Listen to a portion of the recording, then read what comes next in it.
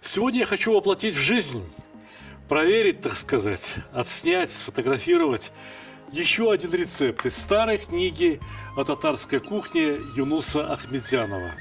Вот это, например, 200 граммов сливочного масла, которое надо очень-очень аккуратно растопить. Не случайно я использую именно электроплитку для того, чтобы масло не перегрелось.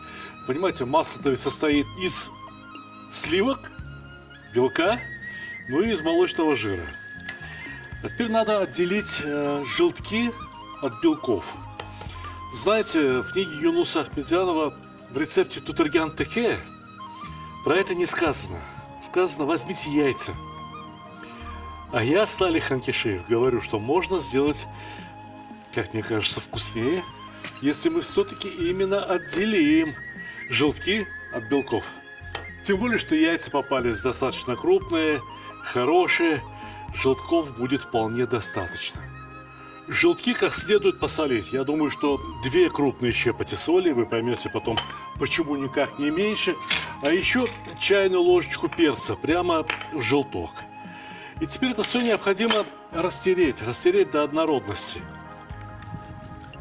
Вот здесь в кастрюле у меня совсем немного горячей воды. Прямо вот очень горячей, кипящей.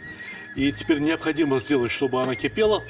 Масло практически растаяло, и очень важно, чтобы жир не отсекся от белка. Понимаете, чтобы масло оставалось маслом, просто подогретым. Ну а теперь прямо вот сюда, поверх этой воды. Так, чтобы дно миски не касалось кипящей воды. Чтобы все происходило на пару. Ставим на кастрюлю и начинаем интенсивно перемешивать, взбивать. Понимаете, да, что сейчас произойдет? Сейчас яйца начнут нагреваться. И они захотят загустеть. Но мы практически не даем им этого сделать, потому что постоянно перемешиваем. Это масло разогретое, а это вот комнатной температуры. Его специально порезал кубиками, чтобы оно стало теплым.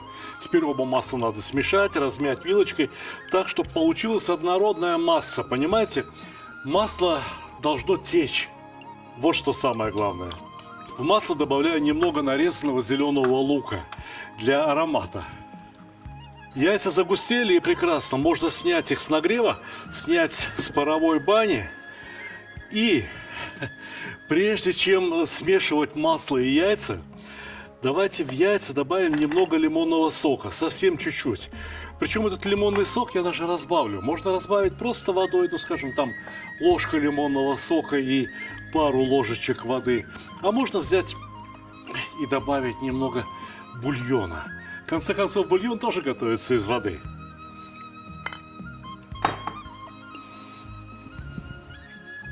И теперь все смешиваем с горячим маслом и зеленым луком. И еще немного подогреть. В народном рецепте, который, собственно говоря, излагает в своей книге Юнус Ахметзянов, сказано просто смешать яйца и сливочное масло, разогретое. И теперь нам понадобится 2 куска баранины. Только не абы какой баранины. Вот это, вот верхняя часть спинки, это ребрышки, понимаете, да? Вот так вот это было. Мы ее распилили пополам. И теперь очень простая задача. Кто смотрит мой канал в Ютубе не первый день, тому такие задачи уже не покажутся слишком сложными. Значит, я беру нож, обыкновенный небольшой нож. Я направляю его лезвие в сторону ребрышек и прорезаю мясо, отделяя его от ребрышек. Аккуратненько, никуда не торопясь. Наклон лезвия всегда на себя и как можно чище, как можно больше снять мясо с ребрышек. Ну, видно, да? Вот он. Образуется просто-напросто карман. Карман, куда и зальется вот эта смесь из яиц и масла. А как же ее закрывать? Можно, конечно, взять ниточку, иголочку, а можно поступить чуть-чуть иначе. Посмотрите. Я прорезаю между ребрами не слишком глубоко, вот сантиметра на 3 буквально. Вот так, по 2 раза. А теперь вот в этой части мяса делаю небольшие прорези. Примерно все точно так же, как пуговицы и прорези на рубашке. Пока что вот так, а там посмотрим. Давайте еще раз покажу на втором куске. Вот ребрышки с этой стороны. Чем плотнее к ребрам придет нож, тем лучше. Нож наклоняем в сторону ребер и подрезаем. Вот это последнее ребро пусть останется целым, да, чтобы отсюда не вытекало ничего. В татарской кухне распространено блюдо, которое называется тутырган тавык, что означает, ну, начиненная курица. Начиняется, в принципе, тем же самым, яйцами. Может быть, яйцами смешанным с молоком, в общем, кто как. Вот про это блюдо, тутырган теке, что означает в переводе с татарского фаршированный барашек. Юнус Ахмедзянов пишет, что блюдо это теперь, то есть 50 лет тому назад, уже практически забыто, никто не готовит. Так вот, я считаю, что ни одна крупица народного опыта не должна пропадать. Надо вспомнить все и записать все, потому что в этом состоит культурное богатство народа. Видите, баранина не очень жирная, поэтому вот здесь, в кастрюле, где она будет готовиться, есть хорошее топленое масло. И в это топленое масло я опускаю лук и морковь. В общем, все как обычно. Соус готов, баран держит карман шире, так что можно заливать. Но одному это сделать практически невозможно.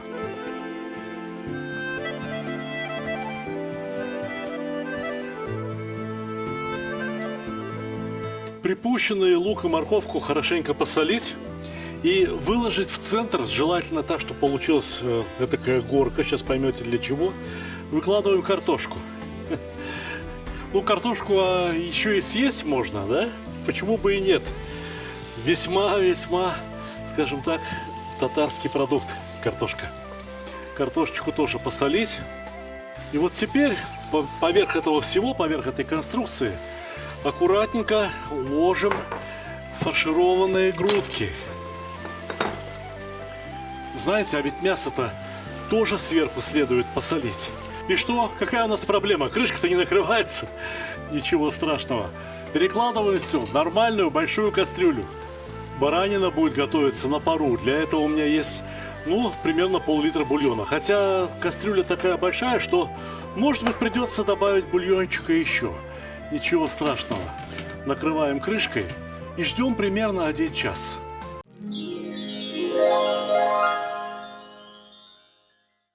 Книга-видеобук составлена по лучшим рецептам моего канала на Ютубе. Все мои книги напечатаны с наивысшим качеством. Иллюстрации очень хорошие. А эта книга может стать пособием для создания семейного меню. Здесь рассказано именно о тех блюдах, заготовках, вареньях, десертах, которые не сходят с нашего стола круглый год. Для блюд марокканской кухни понадобятся те же самые продукты и специи, что есть и у нас. Но блюда и вкусы очень необычные, абсолютно новые. И про шашлык я могу рассказать столько нового, столько необычного, что вы будете удивлены. Да и в казане можно готовить не только плов. Казан – это настоящий рояль на кухне. Подробнейший самоучитель, как готовить в казане, как готовить вообще. Если вы все еще спорите о приготовлении плова, а кое-кто из ваших друзей знает единственный верный рецепт, открывайте эту книгу. Здесь десятки рецептов и подробнейшее кулинарное исследование. Книги можно заказать с автографом, за исключением вот этих малюток, потому что они на моющейся бумаге.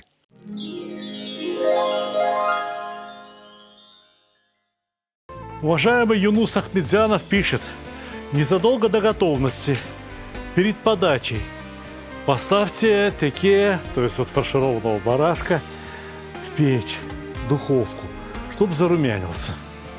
Я думаю, что и картошку тоже стоит поставить в печь. Пусть подрумянится. Съедим. Хотите, чтобы мясо выглядело по-настоящему вкусно? Смажьте его перед запеканием в сливочным маслом. Да погуще. В печь минут на 15. Или до тех пор, пока мясо не зарумянится.